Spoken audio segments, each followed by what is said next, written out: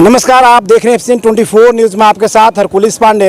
आज पहुंचे हुए हैं सेक्टर 12 लघु सचिवालय और हमारे पीछे आप देख सकते हैं कि सैकड़ों की तादाद में फरीदाबाद के जो नामी पत्रकार हैं, जो समाज को कहीं ना कहीं आईना दिखाते हैं और समय समय पर लोगों की समस्याओं को लेकर प्रशासन को कहीं ना कहीं सचेत करते हैं। लेकिन आज ये पूरे पत्रकार यहाँ पर आए हुए, आखिर क्या वजह है ये भी जानने की कोशिश करेंगे। लेकिन आपको बताऊँ कि पहले यहाँ पर जो सौरभ भारद्वाज हैं, जो कि वॉइस ऑफ फरीदाबाद चलाते हैं, उन पर एक हॉस्पिटल द्वारा कहीं ना कहीं जगह आरोप लगाया गया। आरोप लगाने के बाद उन पर एफआईआर दर्ज की गई है, जिसका कोई किसी तरह से कोई ना ताल्लुक है ना वास्ता है, जबकि उन पर लेन देन करने का भी आरोप झूठा लगाया गया है। लेकिन सबसे बड़ा सवाल कि जो पुलिस प्रशासन ने कहीं ना कहीं जाकर इन पे जो गलत तरीके से एफआईआर दर्ज की है, जिसका पुष्टि नहीं होता है, ना कोई इसके साथ एविडेंस है, ना कोई इसका आधार है, बावजूद इसके आज ये एफआईआर दर्ज किया गया है। और यहाँ पे देखिए पूरे फरीदाबाद के पत्रकार साथी उनके सपोर्ट में और समर्थन में आज तो आइए चलिए चलते हैं, जानते हैं उन पत्रकारों से कि आखिर क्या पूरा घटनाक्रम हुआ,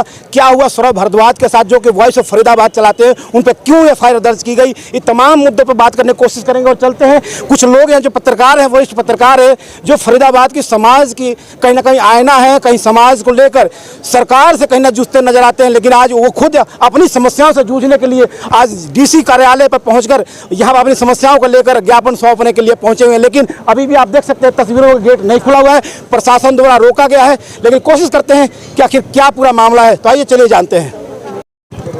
तो हमारे साथ हैं वॉइस ऑफ फरीदाबाद के संपादक सौरभ भारद्वाज जी, जो कि आज डीसी ऑफिस में पहुंचे हुए थे ज्ञापन सौंपने के लिए। पूरी मामले को एक बार तहकीकात से जानेंगे ताकि क्या पूरा घटनाक्रम था जी जो आपको यहाँ आना पड़ा। बताएं। हमारा पाप ये था कि गरीब आदमी की, मजदूर आदमी की हमने आवाज़ उठाई। डॉक्टर श्याम सुंदर बंसल एक अवैध अस्पताल बना रहे हैं एसएसबी के नाम से। उसमें लगातार बिल्डिंग बन रही है, काम चल रहा है। निर्माणाधीन अस्पताल में छत गिर जाती है एक महिला मरीज के ऊपर, और वो महिला मरीज अंदर से एक वीडियो बनाकर बाहर भेज देती है, और हम उस वीडियो को अपने पोर्टल पर, अपने पेज पर प्रकाशित कर देते हैं। तो सारे मीडिया वाले ने चलाया था। हाँ, लेकिन मेरे से तो पर्सनल रंजिश है ना डॉक्टर साहब को मेरे से निजी रंजिश है। इससे पहले एक और मुकदमा दर्ज कराने की कोशिश की इन्होंने पुलिस जांच में, वो भी झूठा पाया गया। फिर ये कोर्ट में गए, कोर्ट को इन्होंने गुमराह किया और फिर गुमराह करने के बाद वो एफआईआर के आदेश दर्ज करवा दिए इन्होंने। वो आदेश पर हम हाई कोर्ट चले गए। हाई कोर्ट ने मामले को देखा, समझा और तुरंत यहाँ की जो कार्रवाई थी उसको रोक लगा दी, स्टे दे। मामला माननीय उच्च न्यायालय के अधीन है। अब इन्होंने देखा उसमें तो कुछ हुआ नहीं, इन्होंने फिर एक 20 पैसे का कागज और लिखा और एफआईआर दर्ज करा दी। अब एक बार फिर सौरभ भारद्वाज हाई कोर्ट जाए। अब किस लिए उसमें क्या आरोप लगाएगा? उसमें आरोप ये लगा रहे हैं कि सौरभ भारद्वाज पूरे मामले को बवाल बनाया।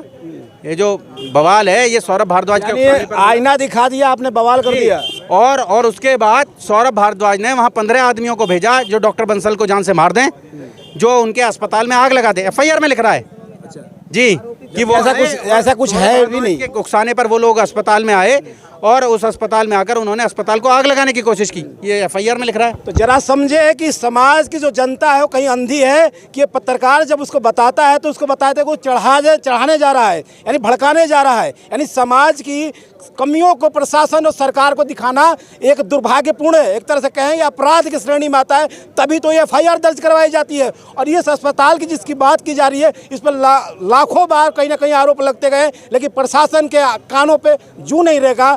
आज इन पे ऊपर एफआईआर दर्ज की गई है, तो इस पे प्रशासन किस तरह से एफआईआर दर्ज की ये भी जरा सुने। आखिर वजह क्या, कि एविडेंस था या नहीं जी? बताएं कि एविडेंस था कि वैसे ही एफआईआर दर्ज करी? भैया हम तो कह रहे हैं अगर आपके पास कोई एविडेंस है, यहीं खड़े हैं, हम तो कहीं भाग नहीं रहे, आओ हमें पकड़ लो, हमें गिरफ्तार कर लो।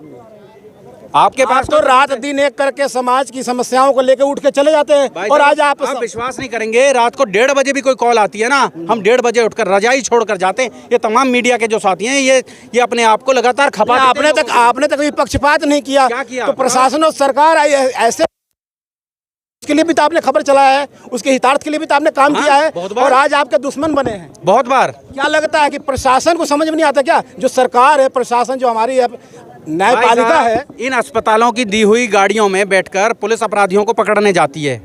आप सोच सकते हैं कि इनके खिलाफ कैसे पर्चे दर्ज होंगे, आप मुझे ये बता दें।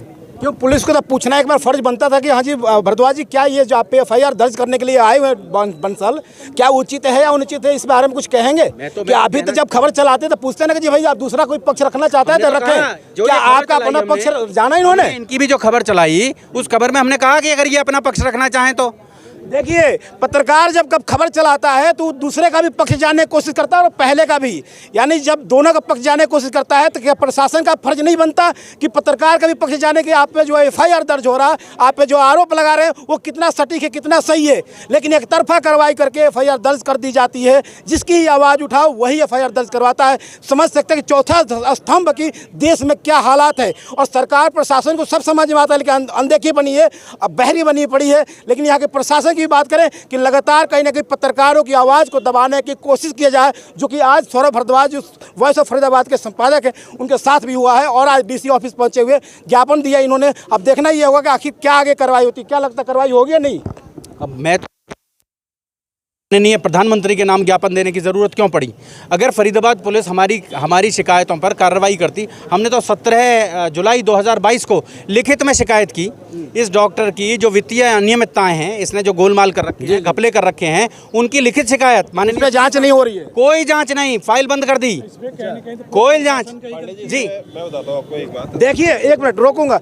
देखिए कि अगर कोई आपराधिक मामले हो, कोई किसी तरह का आपराधिक मामले हो, अगर FIR दर्ज कराना आप जाते हैं तो पुलिस विभाग की कार्रवाई देखें, उसको टाल मटोल, घुमाना फिराना, चटकाना, भगाना, यहाँ तक धमकाया भी जाता है। अगर कोई प्रशासन का व्यक्ति, किसी मीडिया का व्यक्ति पहुँचता है कि भाई हमारी समस्या को सुनो, तो उसको भी घुमा फिरा भगा दिया जाता है। अब आप समझे कि आम जनता का क्या होगा जब चौथे स्तंभ का जब ये हाल है, जो इतने सैकड़ों की तादाद में DC ऑफिस कार्यालय पहुंचकर अपनी गुहार लगा ले न्याय के लिए, बिना वजह का FIR दर्ज कराया गया है, बिना मतलब को फंसाया जा रहा है। बार बार 1-1.5 साल पहले भी फंसाया गया था, फंसाने की कोशिश की जा रही है कि पत्रकार अपनी आवाज़ को बुलंद ना कर सके। अगर ये अपनी आवाज़ बुलंद नहीं करते हैं तो और भी पत्रकारों का क्या होगा? इस पर कार्रवाई नहीं हुई तो यहीं ये जो फरीदाबाद का जंतर मंतर कहा जाता है लघु सचिवालय, यहीं पहुंचेंगे, यहीं तमाम साथियों के साथ दरी बिछाकर तंबू लगाकर बैठेंगे, अनशन करेंगे, और अगर उस पर भी सरकार नहीं चेती तो आमरण अनशन हमारे पास एकमात्र विकल्प रह जाता है। और हम क्या कर सकते हैं?